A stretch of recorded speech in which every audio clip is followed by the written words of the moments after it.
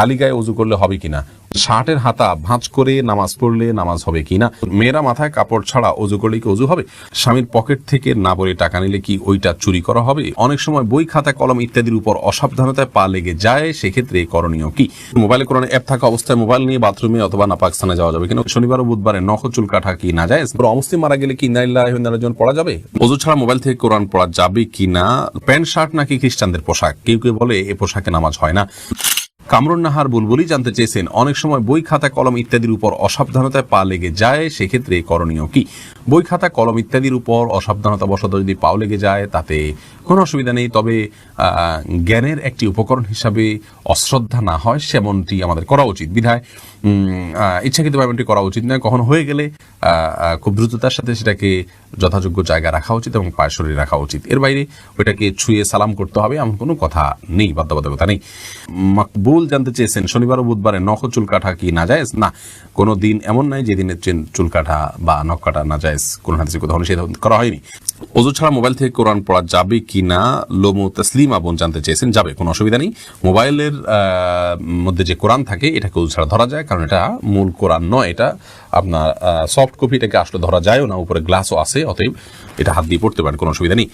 আবু জাফর জানতে চেয়েছেন, pant shirt নাকি খ্রিস্টানদের পোশাক, কেউ কেউ বলে এ পোশাকে নামাজ হয় না, এ পোশাকে নামাজ হয় না, এটি সম্পূর্ণ ভিত্তিহীন কথা, প্যান্ট শার্টে নামাজ হবে না, কোরআন হাদিসের কোথাও এরকম কোনো কথা বলা হয়নি, আর এটাকে এখন আর খ্রিস্টানদের পোশাক বলার কোনো সুযোগ নেই, কারণ এটি খ্রিস্টানদের কোনো ধর্মীয় আদর্শ থেকে ধর্মীয় বিশ্বাসের বাহক হিসাবে এটি যে আছে এমন নয়, আর দ্বিতীয় হলো যে খ্রিস্টানদেরই একান্ত আপনার পোশাক, তারাই শুধু পড়ে এমনও আর নাই, যার কারণে এটি একজন মুসলিম হিসেবে পড়তে পারেন, কোনো অসুবিধা নেই। এরপরে নিউটন সীমান্ত আপনি জানতে চেয়েছেন, কোনো অমুসলিম মারা গেলে কি ইন্না লিল্লাহি ওয়া ইন্না ইলাইহি রাজিউন পড়া যাবে, উত্তর হলে পড়া যাবে, কোনো অসুবিধা নেই। ইন্না লিল্লাহি ওয়া ইন্না ইলাইহি রাজিউন এর অর্থ হলো যে আমরা নিশ্চয়ই সবাই আল্লাহর এবং আল্লাহর কাছে আমাদের ফিরে যেতে হবে, অমুসলিমের ক্ষেত্রে একই কথা প্রযোজ্য, কোনো অসুবিধা নেই, ওই অর্থের দিক থেকে পড়া যেতে পারে। এরপরে শিপন আহমেদ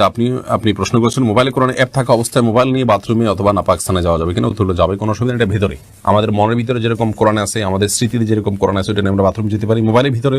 ওইটা আছে, যেতে পারেন, কোনো অসুবিধা নেই। সুমাইয়া শিমু আপনি জানতে চেয়েছেন, স্বামীর পকেট থেকে না বলে টাকা নিলে কি ওইটা চুরি করা হবে, ওই টাকা দান করলে কি গুনাহ হবে। বোন সুমাইয়া, স্বামীর পকেট থেকে যদি আপনি টাকা নেন এবং স্বামী যদি জানেন, মৌনসম্মতি যেটাকে বলে, তিনি জানেন যে হ্যাঁ আপনি নেন, কিছু বলেন না, এরকম হলে আপনি নিতে পারেন, যেটুকু তার মৌনসম্মতি আছে এটুকু। আর যদি তার মনোসম্মতি না থাকে, এটা মানে একেবারে নিয়মতান্ত্রিক যেটাকে চুরি বলা হয়, সেটাই যদি হয় তাহলে সেটা আপনার জন্য জায়েজ হবে না, যদি তিনি আপনার ভরণ পোষণ এবং মৌলিক যে চাহিদা আপনার বা আপনার অধিকার, চাহিদা না, আপনার যে অধিকার আছে সেটা তিনি আদায় করে থাকেন, তাহলে সেক্ষেত্রে আপনি তার পকেট থেকে আর টাকা নিতে পারবেন না যদি তার সম্মতি না থাকে। আর যদি মৌলিক চাহিদা পূরণ না করে থাকে তাহলে সেক্ষেত্রে আপনার মৌলিক চাহিদা পূরণের জন্য যেটুকু নেওয়া দরকার সেটুকু আপনি নিতে পারবেন, এর অতিরিক্ত অংশ আপনার জন্য নেওয়া জায়েজ হবে না। এস এম রাফি জানতে চেয়েছেন, শার্টের হাতা ভাঁজ করে নামাজ পড়লে নামাজ হবে কিনা, নামাজ হয়ে যাবে কিন্তু অনুচিত, হাদিসে নবী সাল্লাল্লাহু আলাইহি ওয়াসাল্লাম নিষেধ করেছেন পোশাক ভাঁজ করে যেন নামাজ পড়া না হয়, এটা মাকরুহ হবে। সাকিবুল হাসান জানতে চেয়েছেন, মেয়েরা মাথায় কাপড় ছাড়া ওযু করলে কি ওযু হবে, মাথায় যদি কাপড় ছাড়া ওযু করেন আপনি তাহলে সেক্ষেত্রে আপনার ওযু হয়ে যাবে,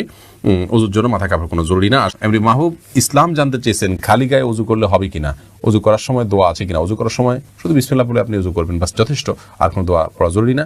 আর মানে খালি গায়ে ওযু করতে পারেন, কোনো অসুবিধা